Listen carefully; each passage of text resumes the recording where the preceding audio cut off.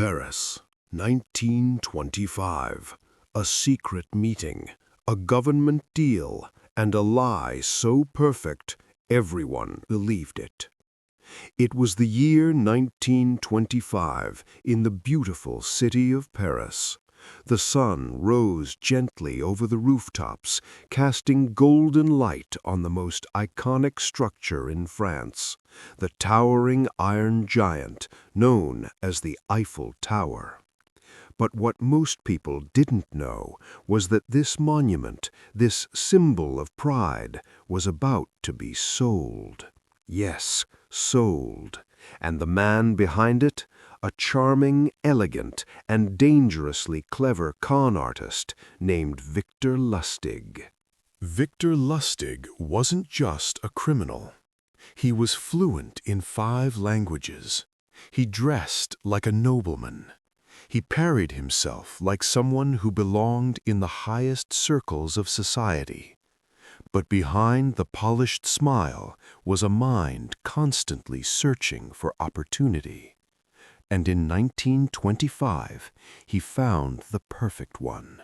One morning, while sitting in a quiet Paris café, Lustig read a newspaper article. It mentioned something unusual. The Eiffel Tower was expensive to maintain. Some officials even considered tearing it down.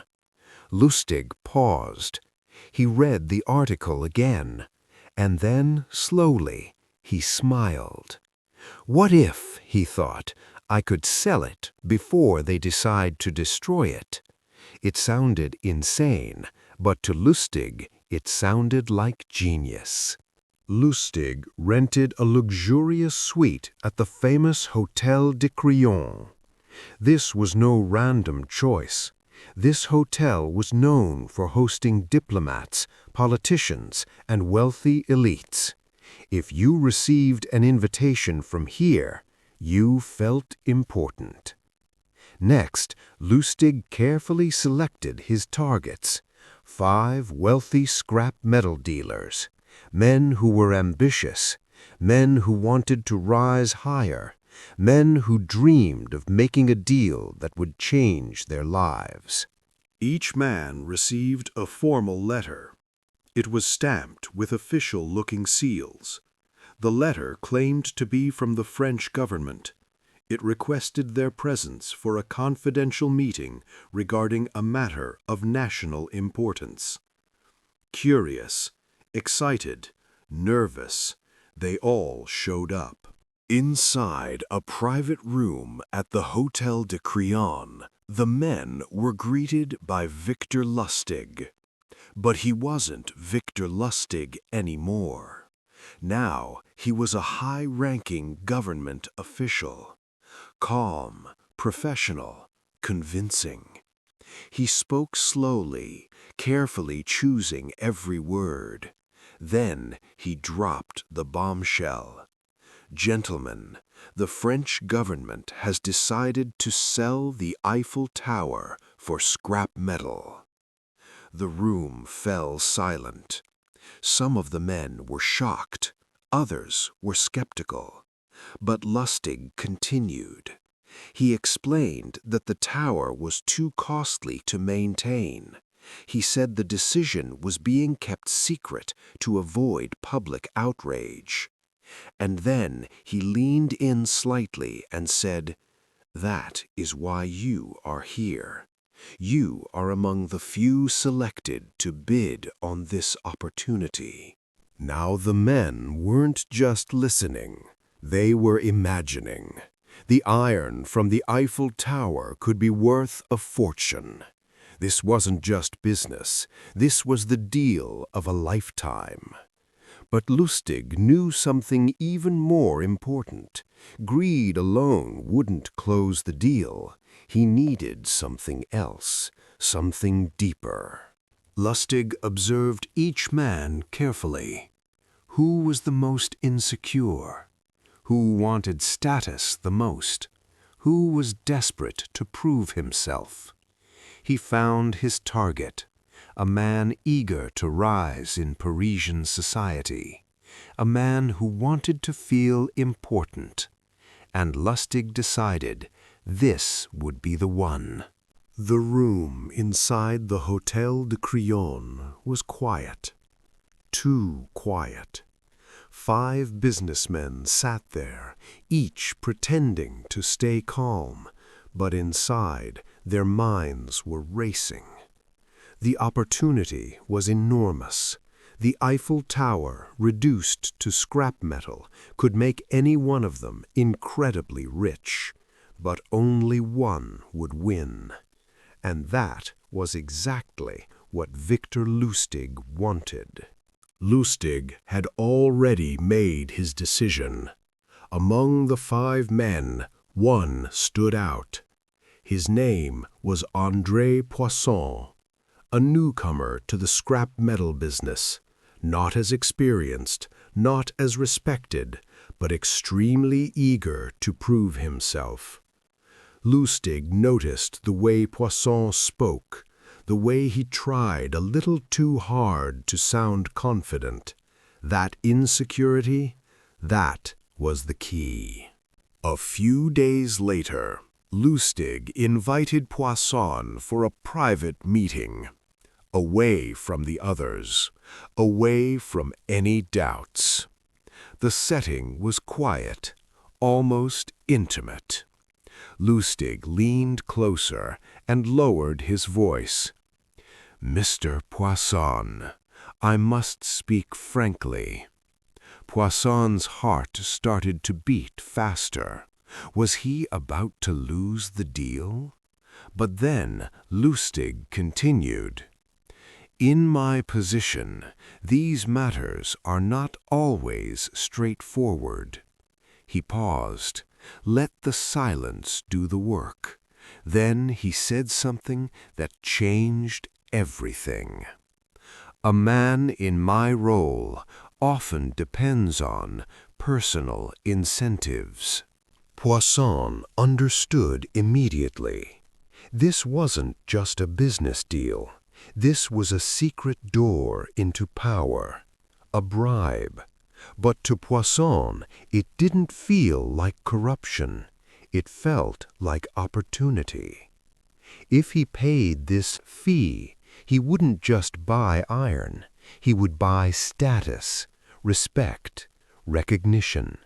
Finally, he would become someone important. And so, Poisson agreed. He paid a large sum for the official contract to purchase the Eiffel Tower. And on top of that, he handed Lustig an envelope, a personal bribe, cash, quiet, hidden, final. Lustig accepted it with calm professionalism, as if this were all perfectly normal. The next day, Victor Lustig was gone. He left Paris immediately, boarded a train, and disappeared into the distance, heading toward Austria.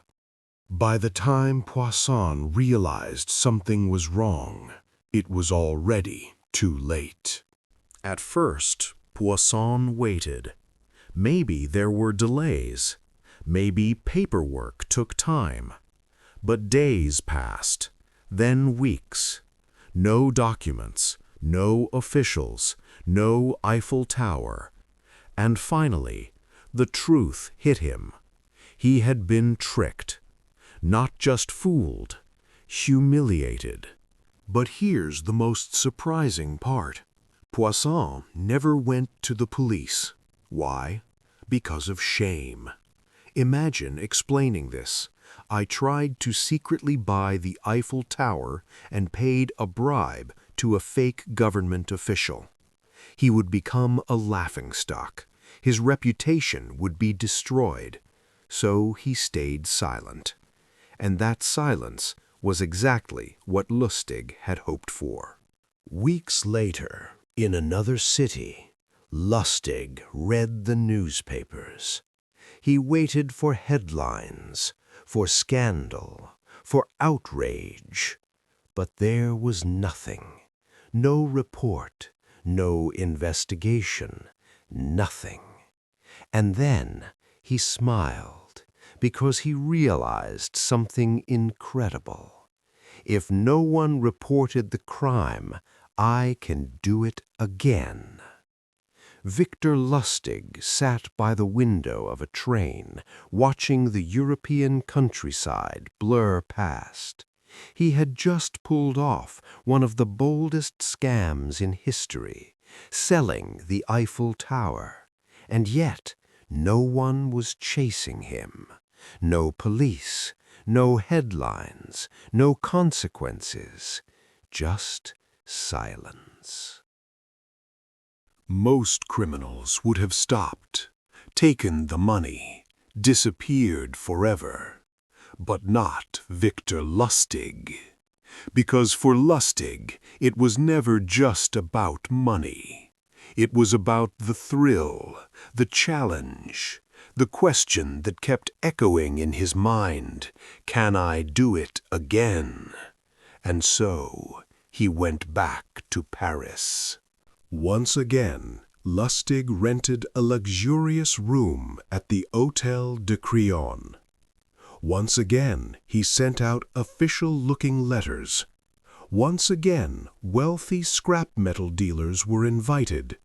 And once again, he stood before them, calm and confident, and said, "Gentlemen, the government has decided to sell the Eiffel Tower." But this time, something was different. One of the men wasn't convinced. He listened carefully, watched closely. Something about Lustig felt off. Too smooth, too perfect. Instead of dreaming about profit, he started asking questions, difficult questions. This businessman didn't stay silent. He went to the authorities, quietly, carefully, and suddenly the risk became real. For the first time, Lustig's perfect illusion began to crack, because now the police were watching. Lustig sensed the danger immediately. He didn't wait, didn't hesitate. Within hours he packed his belongings and fled Paris again. This time just before the trap closed, just before everything could fall apart. After that, Lustig didn't stop. He moved across countries, changed identities, created new schemes. His reputation grew in the shadows. Some even called him the greatest con artist in the world. But every game has an ending, and eventually his luck ran out. Years later, in the United States, Lustig made a critical mistake. He got involved in a massive counterfeiting operation, printing fake money. This time, the crime was too big, too visible. The authorities tracked him down, and finally, he was arrested. Victor Lustig was sent to prison. Not just any prison, but Alcatraz Island, a place where escape was almost impossible, a place where legends ended. And there, the man who once sold the Eiffel Tower spent the rest of his life. This story isn't just about a scam. It's about human nature, greed, ambition, pride, and the desire to feel important. Because in the end, Lustig didn't just sell a tower, he sold a dream, and people were willing to believe it.